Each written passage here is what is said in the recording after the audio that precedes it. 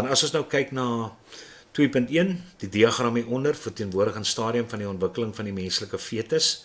Identifiseer vloeistof A, dis amniotiese vloeistof. Struktuur C, is die placenta. Die bloedvat in deel B wat na die ontwikkelende fetus vervoer, suurstof, dit sal die naalstring veen of die naalstring aar wees. En twee strukture wat 'n rol speel in die vorming van C, ons het dit net nou ook gehad. En dis die chorioniese willie en die endometrium. So daar is jou antwoorde. Alright. Wetenskaplikheid het berig dat 'n krokodilwyfie in 'n dieretuin 'n eier met 'n ontwikkelende embrio gelê het. Daar was vir 16 jaar geen mannetjies krokodille in die dieretuin nie. Hierdie vorm van voortplanting word partenogenese genoem. Tydens partenogenese versmelt 'n haploïde oom met een van die haploïde poolliggaampies om 'n sigoot te vorm. Die diagram hier ondertoon die vormingsproses van 'n ovum in werweldiere. Hulle sê nogal vir jou die vorming van 'n ovum. So noem die tipe meiotiese seldeling, dit sal oogenese wees. Noem die tipe eier. Julle het net een eier geleer en dit is 'n amniotiese eier of 'n ekstra dit is die amniotiese eier. Krokodille lê hulle eiers op land. Verduidelik een manier waarop die tipe eier wat in vraag 2.2.2 genoem is, struktureel geskik is. Wel die feit dat die eiere dop is of die feit dat die eier 'n dop het, help natuurlik beskerm teen uitdroging. Daar sal jou 2 punte wees. En in plek om te sê dat dit 'n dop het, kan jy ook sê omdat dit amniotiese vloeistof het om te beskerm teen uitdroging. Alright. En dan verduidelik een voordeel van partenogenese. Nou een voordeel is obviously omdat daar nie 'n mannetjie benodig word nie, kan die vroulike krokodil haarself ter enige tyd bevrug. En daar is ook minder komplikasies omdat daar nie spermselle betrokke is nie. Daar word ook energie bespaar omdat daar 'n man betrokke is nie. En natuurlik omdat die sperm so klomp hindernisse het en daar's nie 'n sperm hierdie keer nie, is jou kanse vir oorlewing ook baie beter. So daar's 'n paar dingetjies wat jy hierso kan sê. 2.3. Die diagram ondertoon die struktuurbou van 'n normale en 'n abnormale sperm. Identifiseer deel A. Deel A is die akrosoom. Beskryf die rol wat struktuur B wat hy speel tydens bevrugting. Wel struktuur B bevat die geneties materiaal wat oorgedra word aan die nakommelinge van een van die ouers af natuurlik, van die man af. Of jy kan sê dit bevat die haploïde kern wat gaan versmelt met die haploïde kern van die eiersel om 'n sigoot te vorm tydens bevrugting. So ja, jy kan enige van daai opsies deurgaan. Verduidelik die rol van die organelle wat in groot getalle in deel C aangetref word. Wel, as weet die mitokondriums kom maar voor en dit lewer natuurlik die energie vir die stertgedeelte om te beweeg, vir die swemaksie. Verduidelik 2 redes waarom sperm 1 struktureel beter geskik is. Daar's actually 3 redes wat jy hierso kan gee en dis die feit dat hy 'n baie langer stert het om beter te kan swem, die feit dat hy meer 'n ovaalvormige kop het en dan die feit dat daar akrosoom is met ensieme wat die buitenste laag van die eiersel gaan opbreek of verteer. So ja, daar het jy dit. So enige 2 van hulle maal 2 natuurlik sal jy by die 4 punte uitbring. 2.4. Sheehan-se syndroom is 'n toestand wat daartoe gelei het dat vrouens baie lae vlakke van luteinishormoon het. Die grafiek hier ondertoon die hormoonvlakke van 2 verskillende vrouens tydens 'n menstruele siklus van 28 dae. Vrou A het normale luteinishormoon terwyl vrou B aan Sheehan-se syndroom ly. Alright, so hierdie vrou A is hierdie stippel wat hier bo hardloop. Okay, en dan natuurlik hierdie aan een lyn. Dit sal vrou B wees wat Sheehan-se syndroom het, met ander woorde sy het baie lae vlakke van LH. Nou vir alle 2 funksies van LH, weer eens leer dit is belangrik, dis ovulasie en die vorming van die corpus luteum. Noem een ander hormoon behalwe LH wat hierdie menstruele siklus deur die pituitêre klier, dis FSH. Dan gee die naam van hormoon X. Nou hormoon X is 'n hormoon wat piek na dag 14, na ovulasie. En ons weet na ovulasie verander die Graafse follikel in die corpus luteum en die corpus luteum skei progesteroon af. So dit sal definitief progesteroon wees. Gebruik die inligting in die grafiek om te verduidelik hoe die vlak van hormoon X by vrou B anders sal wees.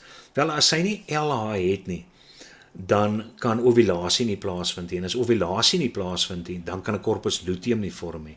En as 'n corpus luteum nie vorm nie, dan gaan daar 'n lae vlak progesteroon wees. Alright, so daar is dit. Watter bewys in die grafiek dui daarop dat die vrou swanger is? Wel, ons weet nadat die corpus luteum vorm, En indien bevrugting nie plaasvind nie, dan gaan ek degenereer die corpus luteum na so 3 of 4 dae. Maar indien bevrugting plaasvind, dan bly die corpus luteum behoue vir 12 weke, met ander woorde 3 maande. En jy kan duidelik in hierdie grafiek sien, die corpus luteum vlakke bly hoog. So sy is beslis swanger as gevolg daarvan. Wetenskaplik is dit 'n ondersoek uitgevoer om die verwantskap tussen ouderdom en vrugbaarheid by mans te bepaal. Hierdie ondersoek is vanaf 1999 tot 2017 gedoen deur 1294 gesonde mans uit 'n ouderdomsgroep van 16 tot 65 te gebruik. Mans met beroepe wat in omgewings werk wat blootstelling aan oormatige hitte behels, is tydens die seleksie van deelnemers uitgesluit. Die prosedure was soos volg. Semen is na 5 dae van geen seksuele aktiwiteit versamel. 'n Gespesialiseerde mikroskoop is gebruik om die spermtelling, aantal normale sperms per milliliter en progressiewe beweeglikheid, met ander woorde die vermoë om natuurlik effektief te kan swem, en dan 'n elektronmikroskoop is gebruik om spermnekrose, dit wil sê onvolwasse dooie sperms per semenmonster vas te stel. Identifiseer in hierdie ondersoek die onafhanklike veranderlike. So daar het ons die ouderdom, die ouderdom wat jy het daar, so ons weet dit is mans van 16 tot 65. Die afhanklike veranderlike kan ons sien, uitgevoer met verwantskap tussen ouderdom en die vrugbaarheid van mans. So die vrugbaarheid sal beslis dan die afhanklike veranderlike wees. Nou vra hulle noem 3 maniere waarop die afhanklike veranderlike vasgestel is. Wel, daar het jy, hulle moet die spermtelling, progressiewe beweeglikheid en spermnekrose bepaal. Maar dit is in die stuk vir julle gesê. Nou 2 redes waarom jy ondersoek as betroubaar beskou word. Nou betroubaarheid, het gaan gewoonlik oor die feit dat jy herhaal of het werk met groot monster groot is. Nou omdat jy werk met 'n hele klomp jare en jy werk met 'n hele klomp mans, dit sal die 2 redes wat jy gaan gee neersit. Ek dink dit was 1294 mans en dis oor 18 jaar tydperk gedoen. Alright, so daar is dit. Verduidelik waarom mans met beroepe wat blootstelling van oormatige hitte behels uit die ondersoek uitgelaat is. Wel, ons weet mos nou hitte affekteer spermproduksie. Ons weet dit mos.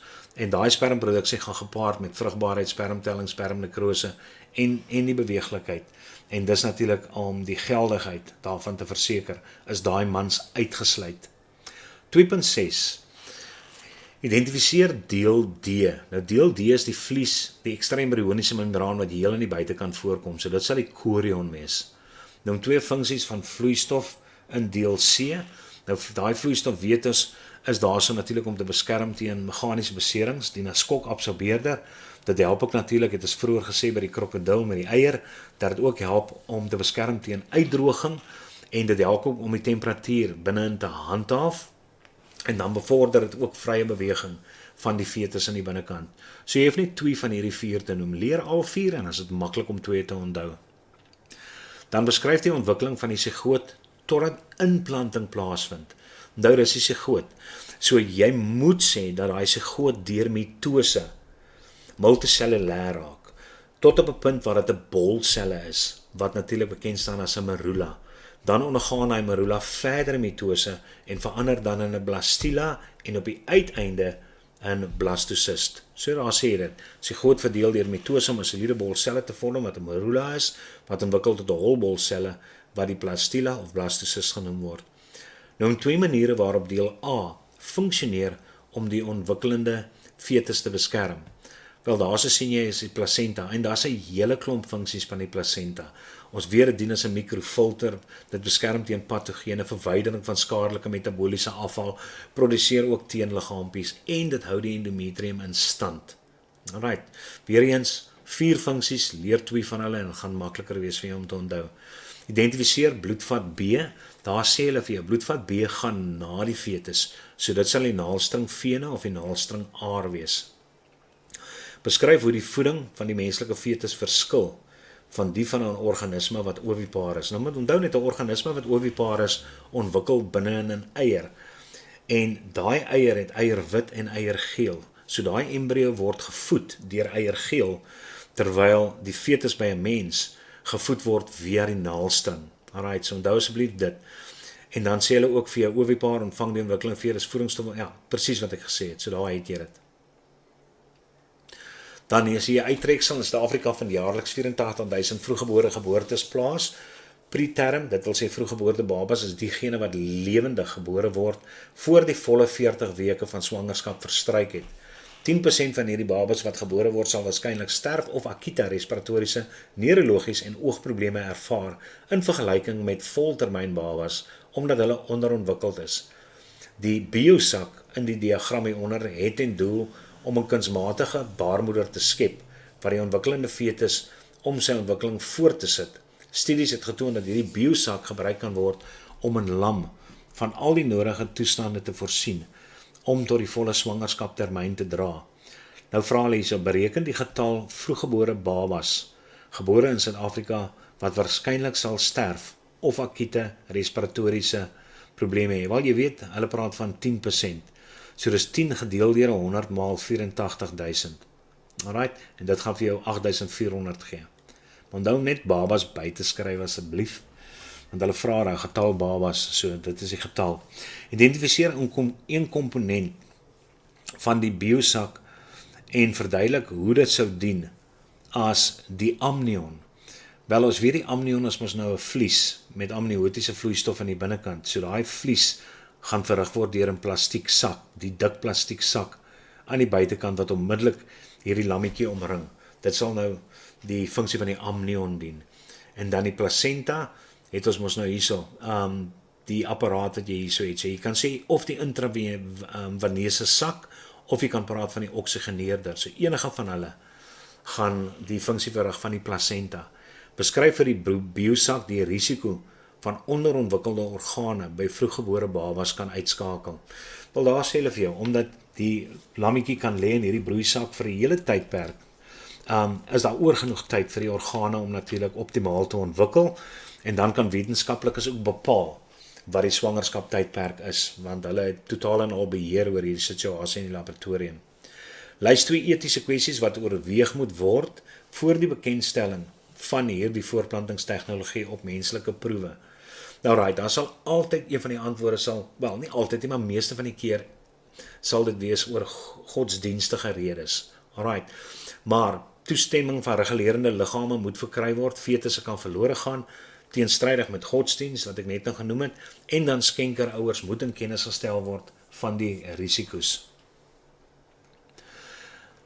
Manlike seeperdjies het 'n sakagtige struktuur op hul buik wat 'n broeisak genoem word. Tydens paringsritueel plaas die vroulike seeperdjie 'n groot aantal eiers in hierdie sak met behulp van 'n struktuur wat 'n ovipositor genoem word. Die mannetjie stel dan baie sperms in die sakkie vry om die eiers te bevrug. Met ander woorde, die bevrugting vind in die broeisak van die mannetjie plaas. 'n Vloeistof wat in die sakkie afgeskei word, verwyder afvalprodukte en voorsien suurstof aan die bevrugte eiers. Die kleintjies word lewendgebore as hulle uit die broeisak vrygestel word. Nou noem die tipe bevrugting, omdat dit buite die wyfie se liggaam plaasvind, gaan dit uitwendige bevrugting wees.